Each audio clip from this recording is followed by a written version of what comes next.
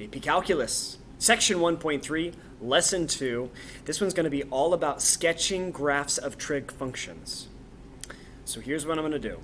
I'm going to try to keep the graphing, the physical sketching portions of this at a more basic level than you saw in Chapter 3 from trig graphs last year in pre-calculus.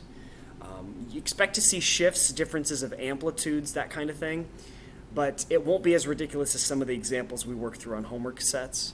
And cosecant, secant, and cotangent will be very, very, very much just a basic of you need to know how cosecant and cotangent, how cosecant works with sine, how secant works with cosine, and how cotangent works with tangent. I'm not sure how involved it's going to be in these videos, but just know that it's not going to be a complete repeat of Chapter 3 from last year. However, when we get to the description parts where it's like, describe what's happening or create a function, I'll be intense with those so that you have to know exactly where the asymptotes are. You'll see when I give some examples, okay? All right, let's get started with number 33A and B from the textbook, page 38. So this one, it's got 1/4 sine and -4 sine of x.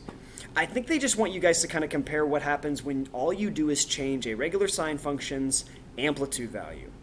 So if you recall, the sine function always started at 0 if it didn't shift up or down or left or right. If every other notch represents pi over 2, and every other notch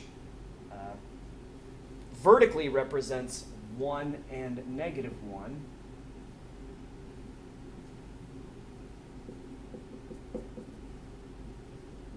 we can kind of see how the cyclical nature of the unit circle kind of works its way around this, I guess around the xy plane. So here's the unit circle in just these terms.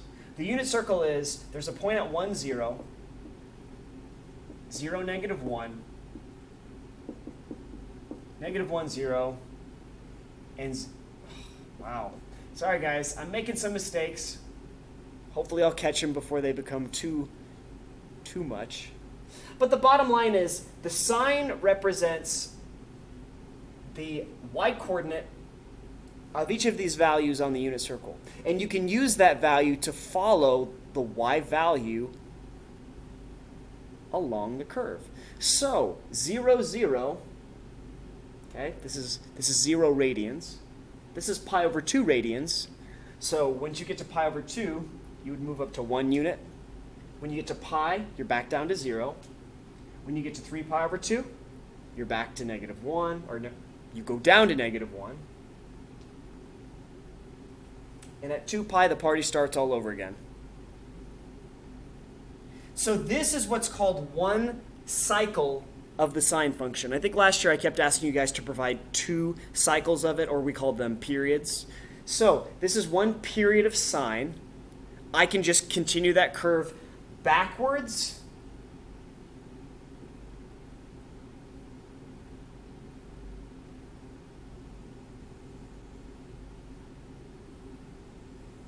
and forwards.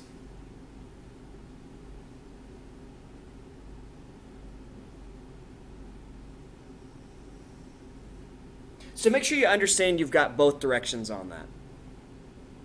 Now what happens if I throw a 1/4 in front of this? Okay, so I'm going to do these in different colors. I'm sure it's not going to show up great on the YouTube video, but I think it'll be nice to have that reference of our regular sine function. So in green, 1/4 sine of x, all that does is it changes the amplitude value. So this is what happens when you take 1 sine of x, if there's like an implied 1 in front of there. The 1/4 is going to multiply each one of these values by 1/4. So when you multiply 0 by 1/4, it still stays 0. When you multiply 1 by 1/4, you're all the way down to 1/4. And keep in mind that I made each of these blocks worth a half so that you could see it better on the video and that there's more space to work with. So this is technically a half block, which makes it a quarter. So a quarter of 0 is still 0. There's negative a quarter. There's 0 again. Here's positive a quarter. Here's 0 again. Here's negative 1/4. Here's 0 again. And this is how 1/4 sine of x works its way around the x-axis. Similarly, going backwards, negative 1 becomes negative a quarter, 0, positive quarter, 0.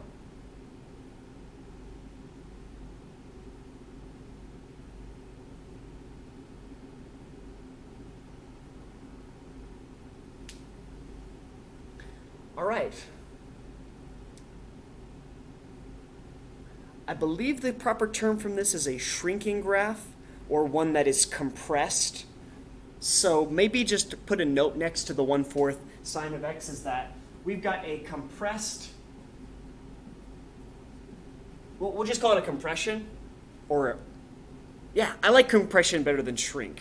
It looks like you've got like one of those cardboard box smashers, and that's kind of what's happening to the sine function. Back in my Walmart days when I was an unloader of trucks, we did that. We used that thing all the time. All right, I'm going to try to find a red marker.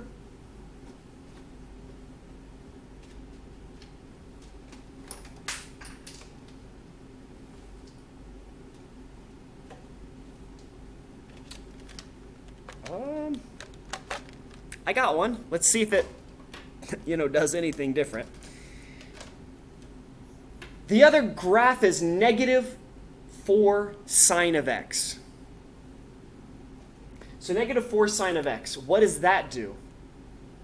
Well, it is going to multiply each of these values by negative 4.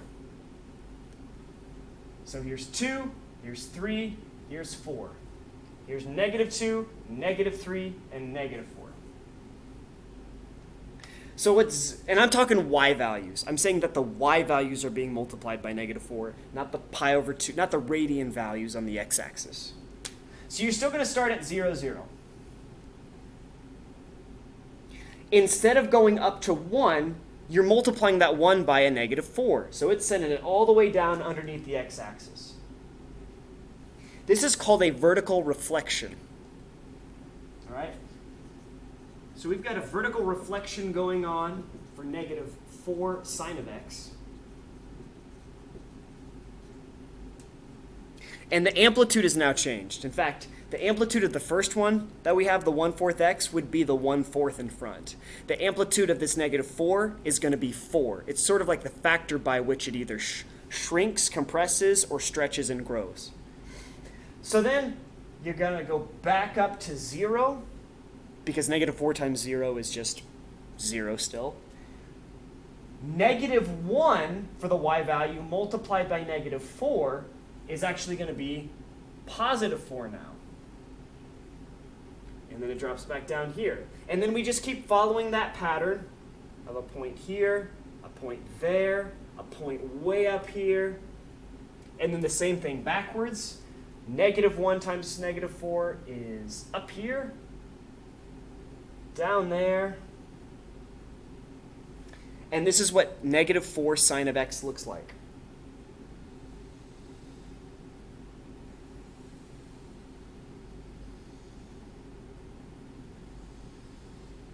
There's one period of it.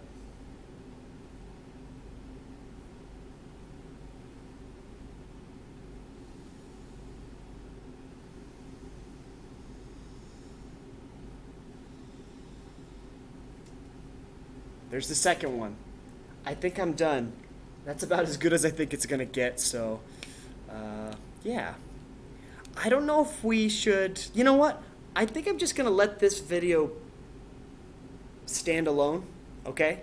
So this gives you a little bit of a recap of sine functions.